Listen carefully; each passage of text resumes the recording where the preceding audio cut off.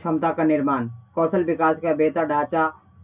कौशल विकास जो होता है, जो अलग अलग तरह के ढांचा होना चाहिए जो पूरी तरह से विकास होने चाहिए। इसके बारे में डॉक्टर मनीष मिश्र और जूथिका पाटनकर ये दोनों बताते हैं क्या होता है। भारत की कौशल विकास अभी काफ़ी हद तक केंद्र सरकार के संरक्षित है। कहने का मतलब कि जो भारत का जो कौशल विकास है वो केंद्र सरकार के पास है, लेकिन हालांकि आप जानते हैं कि इसमें अलग अलग तरह के राज्य के सारे तकनीकी और व्यवसाय के बारे में शिक्षा परीक्षण के लिए बजटीय आवंटन को बढ़ावा दे ताकि कौशल विकास और योजना ज़्यादातर योजनाओं के नियोजन और निगरानी में काम केंद्र सरकार की होती है। लेकिन इसके बारे में आप जानते हैं कि राज्य सरकार जिलों की कोई भी भूमिका नहीं होती। जब अगर आजीविका का बेहतर ढंग से आर्थिक के बारे में अवसर मुहैया कराने की बात आती है तो सुनिश्चित होती है कि सख्त बनाना चाहते हैं। इस स्थिति में बदलाव होना चाहिए। अगर मैं आगे बात करूं, इसमें आप जानते हैं कि पिछले एक दशक के दौरान में विभिन्न राज्य में 700 से ज़्यादा जिले जो कौशल विकास जो समिति से DSC स्थापित की गई है।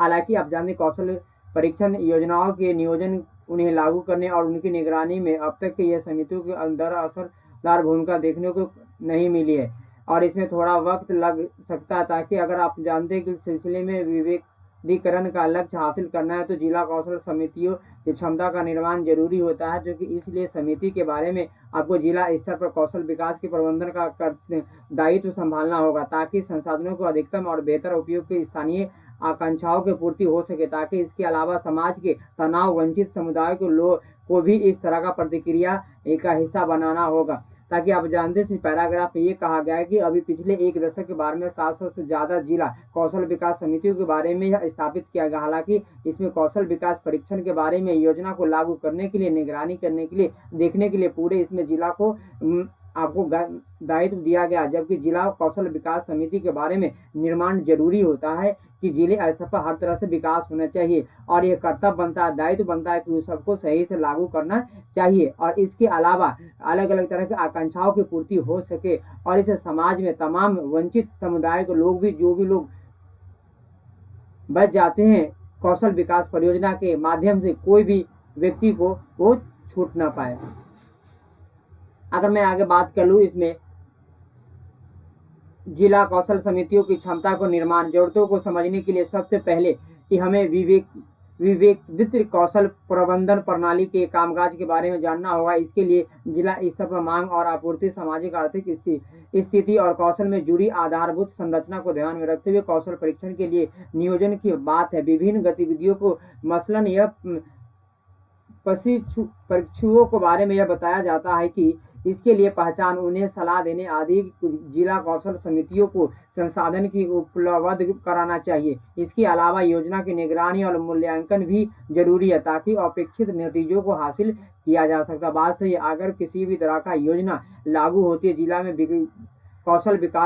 कौशल विकास समिति योजना जो है कौशल विकास योजना, इसके तहत में क्या होता है, निगरानी भी होना चाहिए और किस तरह से योजना का मूल्यांकन भी हो रहा है और किस तरह से लोगों को, कोई ऐसा लोग तो नहीं है कि उसमें छूट रहा है, इस सबको निगरानी होना चाहिए।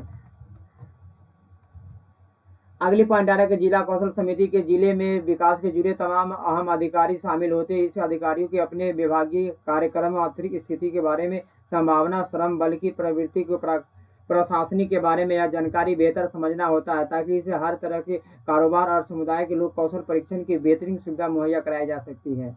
आप जानते हैं कि लोग को रोजगार हासिल करने की क्षमता पैदा हो सकेगी, इसीलिए समिति को प्रमुख DM होते हैं और इसके जिले में उचित नियोजन के जरिए बड़े पैमाने पर कौशल विकास के आगे बढ़ाने के लिए उपयुक्त इकाई में जिला कौशल समिति के जरिए अधिकारों को आपको लैस करके इसे सख्त बनाने के लिए हमें इसकी क्षमता को बेहतर करना होगा। समिति के लिए क्षमता निर्माण कार्यक्रम के तहत इसे अपनाया जाता है। इस पैराग्राफ में यह कहा गया है कि जिला कौशल समिति के लिए जिले का विकास के जुड़े तमाम अधिकारी भी शामिल होते हैं। इस अधिकारी को सबको हमेशा कार्यक्रमों को, आर्थिक समिति के बारे में यह हमेशा विकास करना पड़ता है और प्रशासनिक प्रशासनिक प्रणालियों को बेहतर समझने के लिए, कारोबार इसके समुदाय के पूरे को वहाँ का मुहैया कराने के लिए वहाँ का रोजगार हासिल करना पड़ता है। आखिर अगर किसी को कौशल विकास परियोजना के तहत किसी भी तरह का व्यक्ति को अगर उसको हम सफल बना देते हैं, परीक्षण दे देते हैं, तो वो कहीं भी जॉब कर सकता है। इसकी समिति प्रमुख डीएम होते हैं और इसके जिले में उचित निर्णय लिए जा सकता है विकास के related. Thank you. Next point,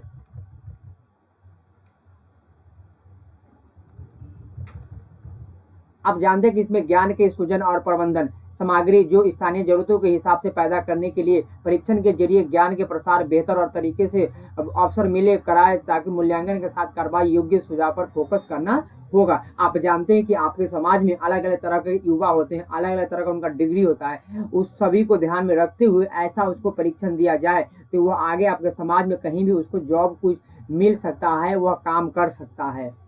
इस तरह से उसको परीक्षण दिया जाना चाहिए। जिस उद्देश्य में उसका जानकारी है उसमें उसको परीक्षण दे करके आपको आगे सबमिट करना पड़ेगा।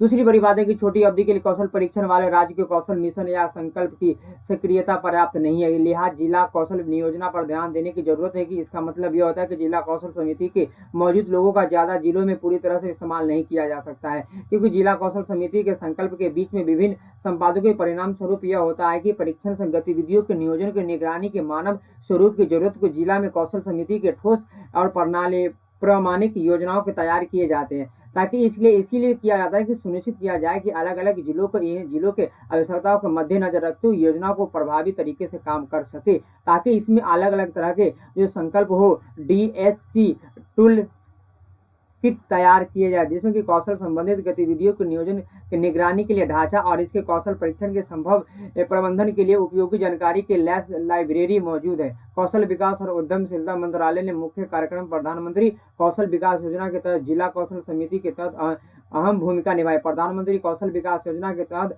और असरदार ढंग से लागू करने के लिए उप समिति के बारे में यह बताया जाता है कि उसे किसी भी तरह का टूल फिट की भूमिका है।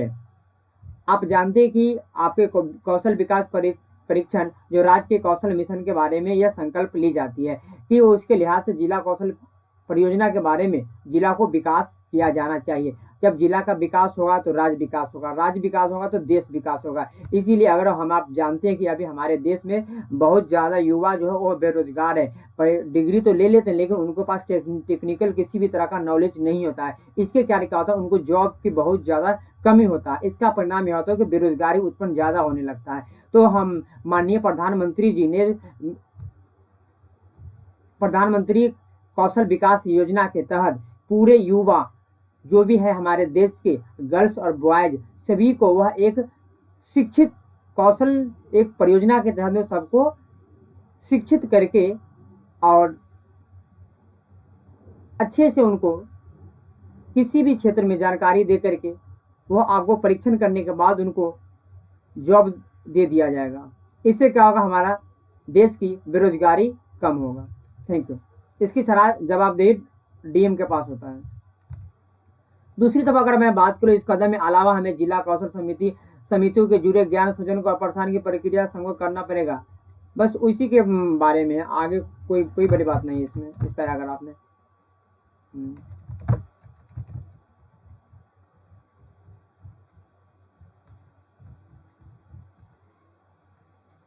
जिला कौशल समिति के सदस्य को परीक्षण के लिए तैयार ऐसा किया जाता है कि राज्य परीक्षण अधिकारियों के लिए कोई भी तरह का प्रोत्साहन का विचार कर सकता है। मतलब अधिकारी के पसंद के मुताबिक उनकी अगली तैनाती और उनकी पसंद के आधार पर प्रतिनियुक्ति देश के बेहतर संस्थाओं के इसके लिए कम से कम एक प्रशिक्षण कोर्स उपलब्ध कराना चाहिए, ताकि जिला कौशल समिति के सदस्य के लिए कौशल प्रबंधन और नेतृत्व में परीक्षण का ढांचा तैयार करने के लिए तथा इसको उपलब्ध कराने के बारे में यह ध्यान दिया जाता है कि प्रशासनिक परीक्षण संस्थाओं को TATI के संपर्क में किया गया, ताकि इससे कई फायदे होते हैं। जिला अधिकारी को छोटी अवधि के कोर्स के लिए तैनात किया गया, क्योंकि इसका प्रचलन यह होता है कि ज़्यादा भाषा में जुड़ी समस्या का भी समाधान किया जा सकता है, क्योंकि सरकार के अधिकारियों को उन्हीं की भाषा में संवाद कर रहा था, जो कि संस्थाओं के लिए मजबूत करने के लिए संकल्प का मकसद इसीलिए पूरा होना चाहिए क्योंकि संकल्प में वित्तीय संस्थाओं को सही ढंग से इस्तेमाल करके NTI की सहारा दिया गया, ताकि आप जानते कि ATI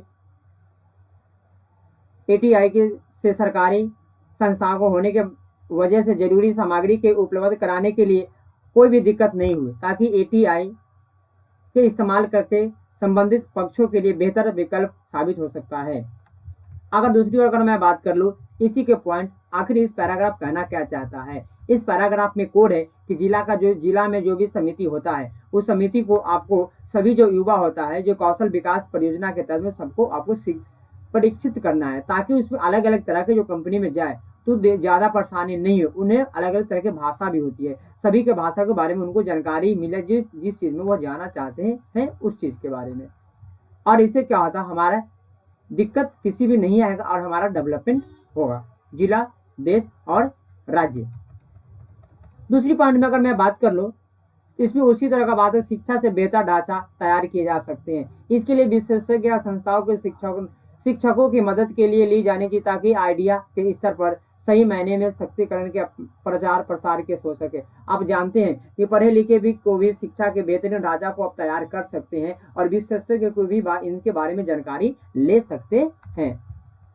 स्थानीय स्तर पर योजना के जुड़े मामलों को अपनी भूमिका के निभा सकते हैं और कौशल विकास के क्षेत्र में विशेषज्ञता के पैदा कर सकते हैं, ताकि इसमें विशेषज्ञता को प्रसार के एटीआई के जरिए जैसे संस्थाओं को द्वारा किया जाता है उसी तरह की कौशल विकास समिति के आने वाले समय में कौशल के प्रबंधन के जुड़ा भरोसेमंद को डेटा तैयार करने के लिए खुद को क्षमता विकसित करने की हो सकती है। आप जानते हैं कि कौशल परियोजना के तहत में इस बात को ध्यान में देना चाहिए कि इसके लिए कौशल परीक्षण के नतीजे के बेहतर कर सकता है। आखिर इसके लिए हमारे पास क्षमता निर्माण की जरूरत होने के लिए भी होनी चाहिए। निर्णय जरूरी है कि आपको समीक्षा चर्चा करें, ताकि उन उदाहरणों को अगर विचार कर सकते कि क्षमता निर्माण जुड़ी सामग्री पहलुओं अलग अलग तरह के सामाजिक आर्थिक विकास के लिए हम कौशल परीक्षण के बारे में तैयार हो सकते हैं।